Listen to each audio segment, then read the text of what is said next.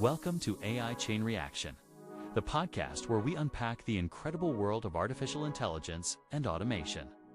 Each week, we're diving deep into the tech that's reshaping our lives, our businesses, and our future.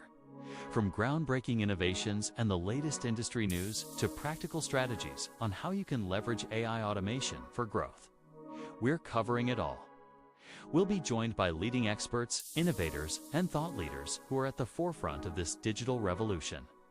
Are you ready to explore how one small change can set off a massive chain reaction of progress? Then you're in the right place. Let's get started. Welcome back to AI Chain Reaction, the show where we unpack how AI and automation are transforming the way we work, move, and deliver value. I'm Nick Winters, joined by my co-hosts, Devon and Jordan. Today, we're venturing into a critical adjacent industry of supply chain, commercial real estate, and we have a fantastic guest, Jack Minter, the CEO and co-founder of MYRETA. Jack, welcome to the show. Thanks, Nick. Yeah, of course. It's great to have you here. You have such an interesting background, over 30 years in commercial real estate, involved in billions of dollars of transactions, and now running a tech platform. Could you give our listeners a quick sketch of your journey? How did you go from leading big real estate deals to founding MYRETA? Thanks. That was interesting. I started as a public accountant a long time ago. And as I went through that process, I met several people in the commercial real estate business in Houston, Texas, and moved over to that platform and started working with the founders and basically started doing all the different types of commercial real estate. We were doing retail, industrial, and office. I migrated over to office and kind of stayed there the rest of my career as a broker in commercial real estate. Started doing deals in Houston first, and then Texas, and then around the country. And so I got a good background in the capital flows that buy and sell office buildings, who leases them, and just kind of generally the capital stack and all these type on that platform. During that time, there wasn't a very good way to keep up with the data on all the commercial real estate activities and even the products. So prior to a lot of these platforms being built, I started categorizing and cataloging all the different commercial real estate office buildings, and starting in Houston, and drove around when I had my twins, actually, when they were 18 months old, and taking pictures of all the buildings. No one had those. So I'd spend my weekends taking pictures and get them developed and all that stuff. So just basically kept up with a inventory of all the office buildings, and then who owned them, when they went for sale, what they sold for, what the deal was, how occupied and things like that. So over a number of years, I just kept cataloging, and it became a national platform. So it started in Excel and ended up in Access, and then now it's in whatever it's in. I have no idea anymore. So that's kind of how MYRETA got started, and it's a national platform. A lot of people use it, and it does fine. That's awesome. That's awesome. So MYRETA, which stands for My Real Estate Transaction Alliance, is your company that addresses that data need. We'll dive deeper into it in a bit. Let's set the stage for listeners about the world you operate in, the world of commercial real estate. So commercial real estate is something that touches everyone, even if indirectly. In the offices we work in, the warehouses storing products, the shopping centers, and our communities. Jack, as someone who's been in the thick of it, how would you describe the current state of the commercial real estate market? What big trends or challenges are you seeing out there? Well, after COVID, the interest rates were very, very low, prior to COVID anyway. So we had 0% interest rates. So everything works at zero. That's a wonderful scenario. Now that interest rates have moved up, different product types like industrial and retail and multifamily, everyone kind of gets a little bit different spread off of an indices like a 10-year treasury or SOFR. So the issue is they use an index, and retail's not as risky right now, so it gets a lower spread. So their interest rates may be 5 or 6%. Industrial may be 4.5 to 5.5%. Office went from 4% COVID to 8, 9, or 10%, depending on the risk. So you could probably understand that if you had a $100 million building at 4% interest and now it's 8%, you're going to have a problem with value. So your building could be worth half of what it was worth, just because of the interest rate, nothing else. COVID also introduced us to work from home, which a lot of people do, and And I don't know. I think there's two, especially on the tech side. A lot of you guys like to work from home, and I'm an office guy, so I like to come to the office, whether it's Saturday or Sunday or early Monday morning. I'm at the office. I do better here, and I'm more efficient here. So, but anyway, that caused us a lot of issues with the office building. So tenants weren't coming to the office; they were downsizing. So on top of the interest rate adjustment doubling for office, we had a lot of people not showing up, and corporations, cutting their space in half, not paying their rent and things like that. So it's taken us a few years to get through that, and I think we've got a better idea of what industries work from home and what don't. And I Hmm. think most people have had a chance now, because of the 5 to 10 year leases, they've had a chance to right size so that we kind of have a better understanding of where we stand on occupancy in the commercial real estate. Yeah, yeah, definitely. So when you zoom out and look at the wider landscape, what major shifts or trends do you think are shaping the future of the industry? I think that we see, so the capital that comes in to buy this product, if you will, the commercial real estate product, cuts it up into pieces by product type and by city and by country and those type of things. So they're very specific in what they want to buy. Those funds, the pension funds, the REITs, and foreign investors were the biggest office guys, buyers, and sellers of all the different buyer types. Those guys are on the sidelines now for office. They still have a lot of money to spend to go into the commercial real estate sector. They've got an allocation of, let's say, 10% of their funds that go in there. So they could have $20 billion. $2 billion has to go to office, to commercial real estate. Inside commercial real estate, when they sliced and diced them, office was the biggest chunk for a long, long time. And a lot of times, half of the budget went to office. Now zero is going to office. So where are they going to spend that money? Well, they do buy to rent. Build to rent. So they're buying houses. They buy cold storage. They buy IOS, outdoor, industrial outdoor storage. So they start chopping up little mom and pop industries, and they make a thing out of it. And they name it something. And then guys run around and buy those. And then once they have a big enough pile of them, they sell them to one of these guys. So those are all called alternative investments. So right now, the big push is data centers, iOS, cold storage, just regular storage, build to rent. There's a lot of alternative strategies out there right now to suck up, to sop up this extra billions of dollars of investments that don't go to office anymore. So those things are doing very well right now. So you can't, these guys can't get enough of alternative investments. So we don't know what happens when office comes back to the table. What happens to these alternatives? Do they keep doing well, or do they, since they're not, what happens to an alternative investment as well is they're usually businesses in boxes, meaning that like a hotel is really not real estate. It's a location, but it's not real estate. It's a business. It's a hotel. That's what it does. So then a data center, that's not really real estate. That's wires and boxes, and that's so usually these alternatives are businesses in boxes. Usually, if the business does well, the real estate does well. The issue too is that on these businesses and boxes, most of these tenants aren't that aware of or care enough about their occupancy costs. So Google takes a building and they don't ever go there. They're paying $50 a foot for a 1 million square foot building.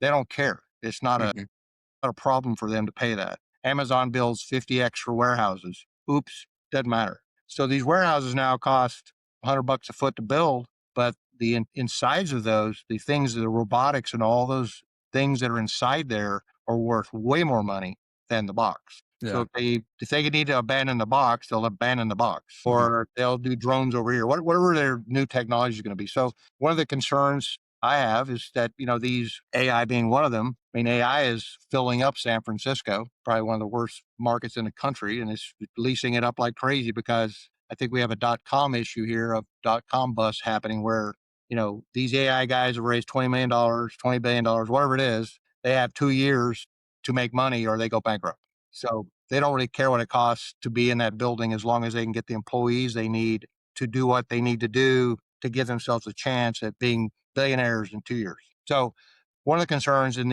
our office sector is a lot of these tenants now aren't office tenants. They're not occupancy cost type guys. So historically, the people who leased office space for fire service sector government jobs. So Hmm. financial insurance, those guys.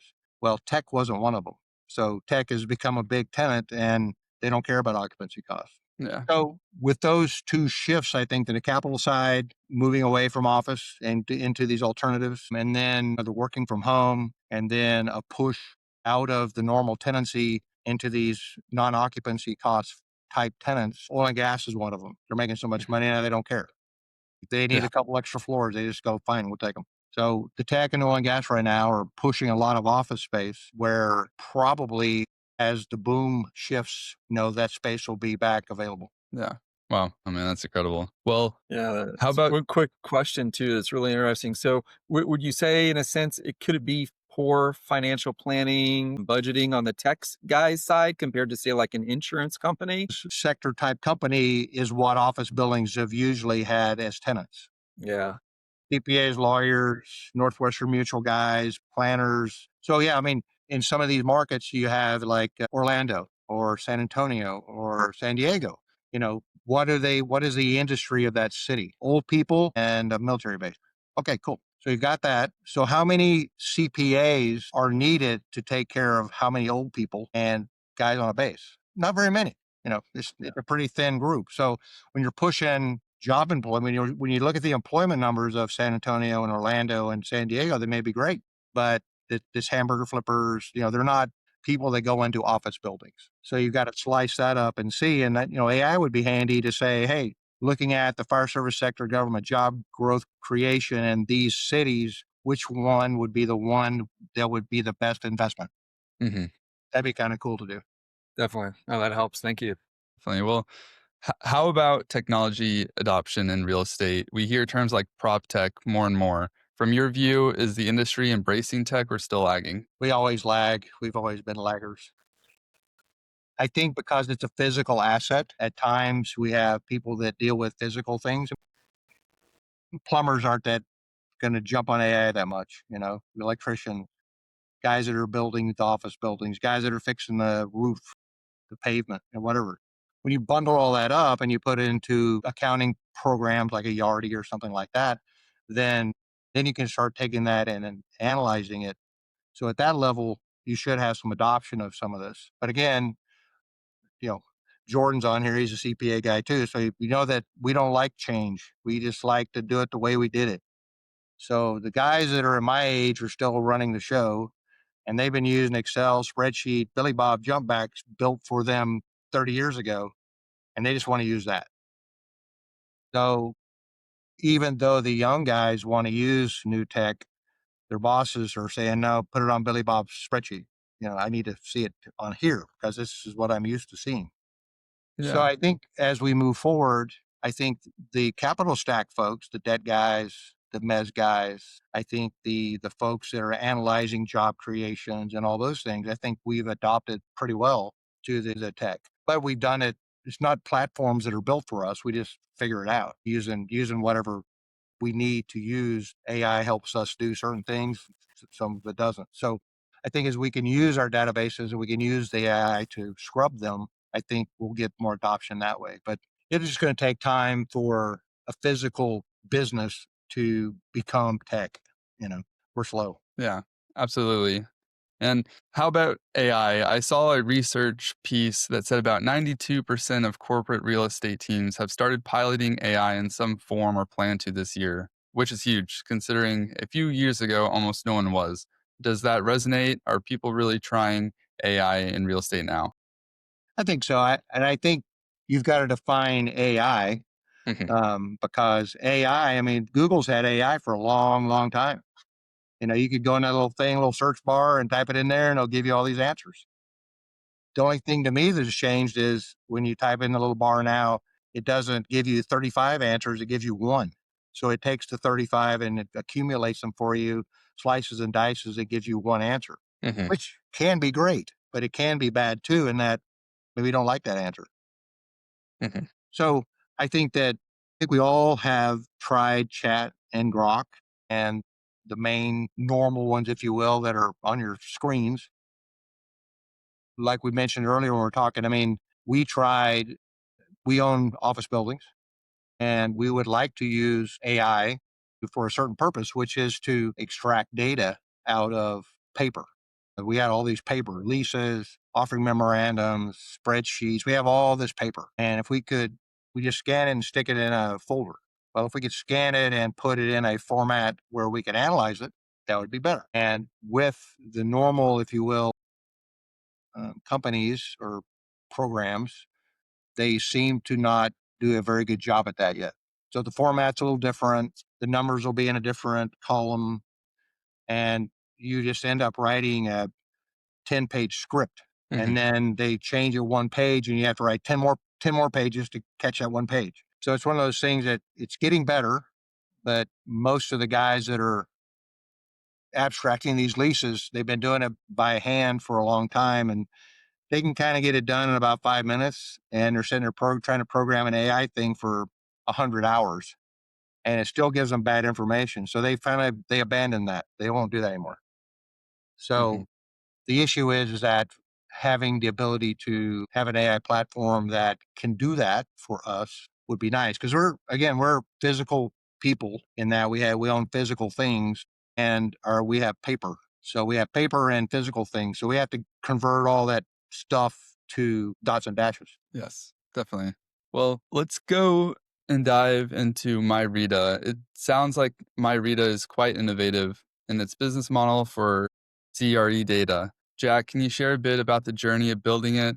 What was it like going from idea to product, especially given you started around 2011 and not as much cloud and prop tech back then? Yeah, I think, we, when you get into these websites, you think, you kind of hire somebody and just kind of make it happen. It doesn't happen that way. And you kind of keep adding things. And then I think in physics, like for us, like a human time versus tech time, by the time you write a program, it takes a year. The tech is gone 7 years. You pretty much have to take it back apart and start over every year, it seems like, to keep it going. I think that like most people, either we underbuild or we overbuild when we first start these things. I overbuilt and made it too complicated for a retail product. So this next version that you see now is I took it only taken like two pieces of it out and moved it over so that we just do one certain thing. So the new product, what it has done is it has sales comps and lease comps, and it is mostly office, but that's really all it does. So I spent a lot of time building maps. So it's got a pretty fancy mapping component, which is kind of fun, and then just keep up with comps. So in our business, there's deeds, and the deeds will have in some states, most states, it has a right to know states. They have prices on them, but they don't really have the true buyer and seller. They really don't have the occupancy. They don't have cap rates. They don't have a lot of data that you need to really get a good value. And there's big companies that track all that. They get a feed from the county and they suck it all in. And sometimes they're recaps, sometimes they're foreclosures, but they do see a deed change and they put it in there. So for my background, doing deals around, I have a better set of data, and I've got real buyers and real sellers, and I filter things out so that if they're converting them to multifamily, than office building, then I don't put them as an office comp. Those are multifamily comps. So it's just cleaner data. It's this less data. There's states like Texas that are non-right to know states where they don't put the price. So they have no idea what these things sold for. So being in the market to buy and sell, and with my background of being a broker all these years, I can get pretty good data. Oh, wow. That's awesome. Yeah. Well, And you're in all 50 states right now, or any Canada, Mexico? Just you? Okay. US, Yeah. we dabbled in Canada a little bit and we dabbled Yeah. in Mexico a little bit, but really, United States has a situation on their gap books where leases are counted differently in the United States versus the rest of the world. And we buy and sell a lot of office buildings. In other countries, a lot of people buy their space in condominium pieces. So that's a better tax advantage for them to do that in those countries than it is to buy the whole building. So there's really not a lot of, England has, Australia generally are the British kind of places, Canada, where people buy the whole building and lease it to other people versus, Mexico and Brazil and all those, they have different laws. And basically it's more it's better for the tenant to own the space than it is to rent it. Okay. All of a sudden, you're selling a 400,000 foot building in 40 chunks or 60 chunks, Yeah. and I'm not going to keep up with that. So, Yeah. yeah. Thanks. Yeah. Well, this is all great. I think our listeners from supply chain and logistics can draw parallels. It's like having a freight index or warehouse lease database to consult instead of making calls. Jack, do you see MyRETA's data intersecting with supply chain decisions? For instance, a company needing a warehouse or deciding where to strategically locate a warehouse, could they use your data for site selection? They could. I mean, since most of these are deals that have already closed and there's leases that have already closed, a lot of it's going to be what can I afford and where can I afford it? And can I buy a building here for, the average price was $100 a foot versus leasing it for $15 a foot. So they can make decisions from historical data to see if their assumptions going forward are correct. That's awesome. Oh, yeah, that's perfect. And I'd like to touch on client outcomes. Do you have a favorite success story? Well, I mean, I think for me, we can edit this around if you want, but for me, the data side, again, I'm a nerd. So Mhm. the data side of the business has always been not as strong as it would seem to have been with the transactions that we do. But Mhm. a lot of the brokers in the industry are not techie. They're not techie and they're not mathy and they're not financially that savvy. They're good salesmen. When you first got in the business 30 years ago, most of the great brokers were actually like old Xerox sales guys, and they pushed that platform a lot. So basically, they were great salesmen, but they weren't very good finance guys. Mhm. And that worked for a while. But then as Wall Street got more involved and the pension funds got more involved in the business and owning it, it got where you needed to have more finance savvy. When those guys first got in the business, most of the people then in the business were appraisers. So they appraised things. So that's their mindset. So I guess the success I had was by keeping all the data and the information that I did, I knew, even in the markets where it wasn't not right to know states, I knew what the prices were. I knew what the leases were. So when I went to go to a client and tell them what their price of their office building was or could be when they sold it, then my information was backed up with data, not just kind of, licking your thumb and getting to see what the breeze says. So I think the success story I had over the years was using data wisely to assist your clients in making a better decision. Yeah. No, that's incredible. So, what's next? How do you see MyRETA evolving over the next few years? I want to beef it up and sell it to you guys for $1 billion and go fishing. That's Let's perfect. go. Love it. Yeah, I enjoy. I obviously I'm a nerdy guy. I get up every morning. I do comps. I look at data. I've done it forever. It's not a burden. I'm up here on Christmas Eve putting in comps. A buddy of mine just sold a building in Houston. Another guy just closed a deal in Atlanta. They send me the data. We put it all in. So it's what I do. It's kind of like a bird dog. You get up and hunt. It's what we do. So I think staying involved with whoever buys it and assisting until I croak would be better than just going fishing because I'm pretty self-destructive when I don't have anything to do. So probably need to stay involved at some level. I have 3 other pieces of the old MyRETA that I can take and put on a new platform as well. So if we could do something with the comps, I have a document storage product, it can help you do deals. It makes brochures. It does all that stuff. And I've got a online version that can, market properties. So it just depends on, right now I'm trying to get the comps set up properly and either sold or do something with it. And then I'll do the other ones. That's awesome. Nice. Well, let's pivot to the personal entrepreneurial journey a bit. Jack, building MyRETA from scratch, I'm sure it wasn't all smooth sailing. It's time for our challenge to success segment. We like to ask, what was one major challenge you faced in bringing this company to life, and how did you overcome it? I think not understanding how these things are made was probably, you get on, I forget the name of that program. It's out in Phoenix. It's a monkey or a bull or something where you go in there and you make your own website, whatever that one is. My Oh, Daddy yeah. or Daddy-O or something, someone. Yeah. But anyway, you go in there and they say, yeah, it's $50. You can make yourself a website. Cool. Yeah, that's great. And then you start making one of these and it's a very, very, very, very different scenario. the hosting cost, the development costs, finding programmers that won't charge you by the line, understanding programming. I mean, if I was going to do it again, I would probably take a few classes in programming so that I understand that I always felt that I was, I couldn't do anything. I was just helpless. These guys Yeah. are jabber, jabber, jabber, and they'd charge the hell out of you, and they want to do it monthly car. I mean, that the business of that business is annoying to me Hmm. because I don't Definitely. understand it. So my idea would be if you know if I hired people to help me sell an office building, since I've done all the components of that sale, if one of them leaves or starts jabbering, then I can get rid of them and do it myself, right?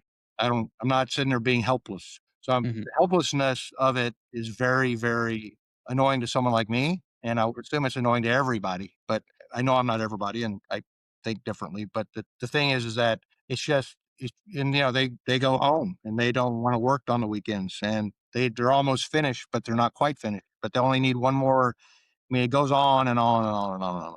Need to hire somebody that can do the UI piece, and the UI guy wants to do it like this. And the other situation is they know about programming, they don't know Hmm. anything about office buildings or transactions. So you're sitting there arguing. It's like we mentioned earlier, you're arguing with the computer because you told it to do something and it won't do it anymore. And you're arguing with the computer. You're talking to these programmers going, put it in this order, put it like this, because this is how we think. They go, well, that's not how we think. I go, we don't care how you think. We care how we think. Yeah. So the whole Yeah, point is exactly. that I think depending on how complex your website is, Hmm. you'll have to figure all that out. And I don't know if there's a way to, yeah, I don't know if there's a way to actually not have the problem Hmm. because they all think they could, these programmers, they think there's one way to do things and it's their way. And then if you fire them and you get a new one, then that guy thinks everything this guy did was garbage and he has to rewrite the whole thing. So it's one of those things where there doesn't seem to be. It's kind of the wild wild west still in the Mhm. programming sector. There's not a lot of rules, and there's best practices, obviously, but they're not maybe that guy's best practice. And so it's one of those things where a little bit of it is you got to stay involved. You got to know what you want. I would suggest, you draw every screen that you want, and every time you click on something, you draw the next screen and you tell it what to do next for your UI experience. And then the data underneath it. I mean, there's so many ways to skin that cat with all the programs now with the different databases and connectivities and all the hosting choices. I mean, it's just the incredible amount of choices you have to make just to click the button and make it go is annoying. Yeah. Yeah, Yeah. We've all yeah. experienced that. Yeah. Oh yeah, I mean that's how they make money. And then, and it breaks. So one of the analogies too was, we have this big program, and so I have a brand new car, cost me $4 million. I got this $4 million car. I'm driving it down the road.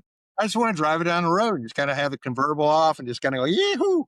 Well, I got her behind me, hooked to me with parts because this damn thing breaks down every other day because someone updated something and broke it. So now I got to have mechanics in a truck behind me. I got a trailer on the back of my car, and I can't even drive 2 miles without stopping it to fix. Yeah. So it's pretty stinking annoying. They That's can't. painful. Yeah. I just take the car and just let me drive it for a year, please. Yeah. Yeah, Yeah. don't. It just breaks too much. Yeah. So, what's been the toughest part of getting MyRETA into the hands of your ideal customers? Are there any bottlenecks you're experiencing around pipeline outreach or lead conversion? Not really. I mean, most of the people, I've been in the business a long time. So over the 40 years of running the different companies and working for them, I know pretty much everybody. So we trade data, we do things back and forth. I think trying to get the information to non-real estate guys like the research departments and some of that stuff, since they are the all-knowing almighty of research. They don't think anybody else can do any has a thought in their head. So that's been challenging, once you kind of move past the transactional folks to push it up into the management side or the place where they could use maybe AI or some other Mhm. mechanism to do some real analysis on it. Yeah, definitely. Well, Let's circle back to AI and the future a bit. You've touched on the potential AI uses in your platform. I'm curious, what's your perspective of how far AI can go in commercial real estate? Do you envision a day where, say, an AI could predict property values as accurately as an appraiser or find investment opportunities on its own? Sure, both of those. I think, but again, everyone thinks that commercial real estate is big data, and it's not. There's a lot of data in commercial real estate, but it's hidden behind passwords. Yes. So the ability for AI to, if, if someone was there next to the AI person, they could give the AI unlimited data of every transaction, everything that's happening in commercial real estate. Of course it could, with the right script. Again, it's going to have to, all that's got to work. But can it analyze way more data way faster than us? I mean, of course, that's what it does. But Yeah. right now, I think it doesn't have the data. So an appraiser company like CBRE is the biggest real estate company in the world. They have obviously then the most data, but it's even hidden inside there because of different clients and different documents and different things like that. So an appraiser that works for CBRE, he has the most data, but he can't access it. So he has to call me to get data or call other people to get the data to do the analysis. I mean, appraisals have become, there's there's something that could be scripted and there's a format. They fill them out, and so could they use AI to fill in 90% of it? All the, easy stuff, if you will. And then if you have to think about it, then you go, hey, this, even though AI says this building is compatible with this one has some issues with the VAV boxes. This one had an issue with a tenant. This one had a little bit of a piece of land lease on it. And AI thinks it's only a 5% discount for the leased land. I think it's more like 10%. Mhm. I think it could definitely be used for bulk analysis to a point and then clean it up. Mhm. After you clean it up and give it back to AI and start giving it better scripts, it's going to get better and better and better at it. But the idea that you can scrape lease comps and sales comps, you can't. I mean, if you're going to really get the data, because it doesn't know that when a deed trades, that it could be a refinancing, could be a recap, could be a foreclosure, could be a sale. I mean, it doesn't know. It's just a deed transfer. So if there was a way at the deed level to say put those 4 words on it, then it could do that. Yeah. So I think that's one of the issues we're going to have with it. People still use it. I do. I mean, I think I can extract things with it better than I can read it myself and things like that. It's a lot easier to check something than to do it. Mhm. So It is. it can free up a lot of my time to doing it, and I can just check it versus doing it. And when I do it, someone has to check it because I'm a human. I make mistakes. Yeah. Yeah, Yeah. exactly. So Yeah. the computer is too because we made it. It's not like it made 100%. itself. So the guys that wrote Definitely. all the scripts behind it, I don't know, they may had too much whiskey one night and screwed up a line of code. I don't know. Yeah. Definitely. Well, now before we move to wrap up, I'd like to circle back to AI one more time, but in a fun way. If you could wave a magic wand and instantly have a piece of AI tech that doesn't exist yet fully, what would you want for MyRETA? I think the ability for it to, I mean, again, what we do a lot of extracting. There's paper, so we're trying to extract data. Just having something that we mentioned it earlier before. Some of the more normal AIs, they seem to, when you have a script set up, they seem to vary off the script. I think it's like that person of interest thing where they goes in there and he wipes out the AI's brain every night so it can't take over the world. But I mean, I know that there's times when I have a script that works and then the next day it doesn't. So something that would make that more consistent so that I'm not as worried about checking it line by line every time would just give me a lot more time. I think helping it kind of learn because, each one of these pieces of paper is set up differently, has different headings. As you move across the country, they call things different things.